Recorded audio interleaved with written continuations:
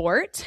And there were certainly some good conversations within the article too, as far as self-talk for the Yeah. female athlete, and positive self-talk and things like that in and out of sport. Because the thing to remember too is our thoughts are behaviors, and we're not going to have just all good thoughts about ourselves all the time. We're not going to have just all good thoughts about the world all the time. Like, we're going to have a mixed bag, but that doesn't mean our thought and framework isn't malleable, because thoughts are also behaviors. But it was really interesting for them to kind of do that deep dive in terms of that the outside influence and how much that played too, in terms of perception of self and like what the quote unquote ideal body for said sport looked like, which obviously changed a bit based on sport. Like, let's say we take dance, they want you as lean as possible. They don't care how you get there. You need to look a certain way. Right. Does that mean you're going to perform your best? Not necessarily, no. Like, so it was interesting impact there. And they also touched on the majority of female athletes not wanting to seek help for negative body image because it was seen as quote unquote silly or not important.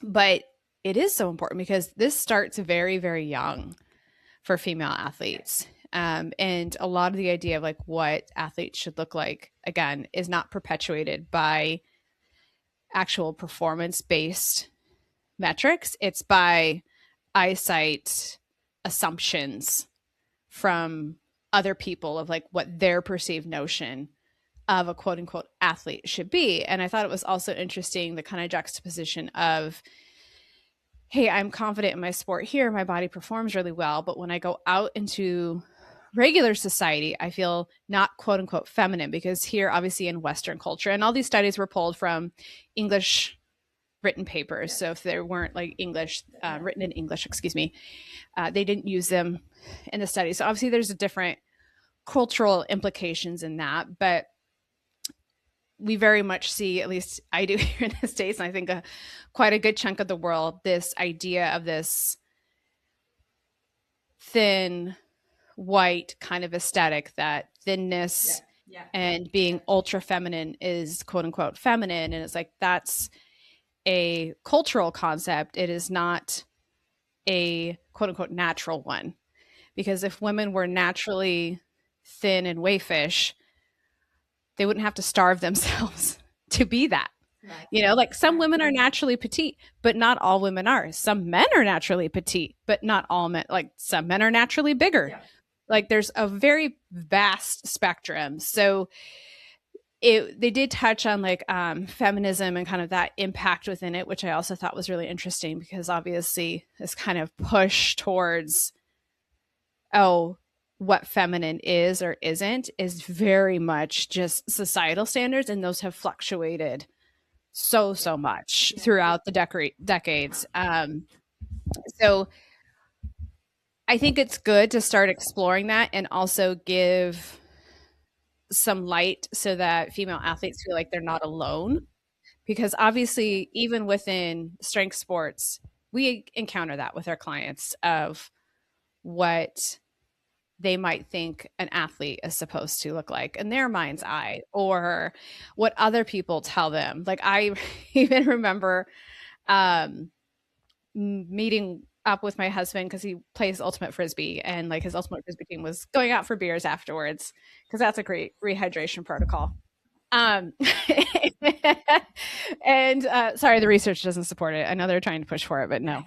Um, and Need more so, studies. yeah, they did it. It's not there. Let it go. You could still have a beer, but it's not going to rehydrate you. Okay. One of the players' wives like asked me what I did, and I was like, "Oh, I'm a nutrition coach for strength athletes." And she like pauses and looks at me, and she's like, "Do you have experience with that?" And I wanted to be like, "Can I help you?" Like, and so I was like, gosh.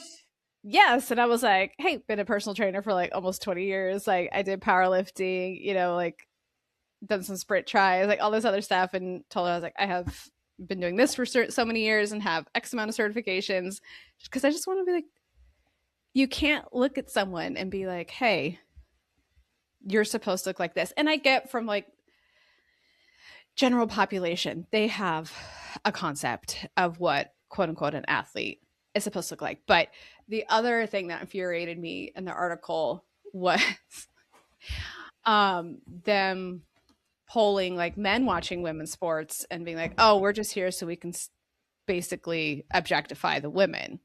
And we've seen that with like I forget, and forgive me if someone's gonna yell this out, there was a volleyball team, a women's volleyball team that was fighting to be able to wear like more like board shorts and like Yeah, tank I tops. think it was the last Olympics, so Yeah, fighting yeah, for yeah. that. Because they're in like skimpy stuff and the men can cover up. We see that in gymnastics. Like the girls like, can we get some boy shorts so this isn't going up in our business? And they're like, no. So it's just kind of like, again, kind of the objectification of women's bodies and tying value to that of how your body is perceived versus the value of your body being how it performs and how it carries you through life. And so Yeah. Yeah. all of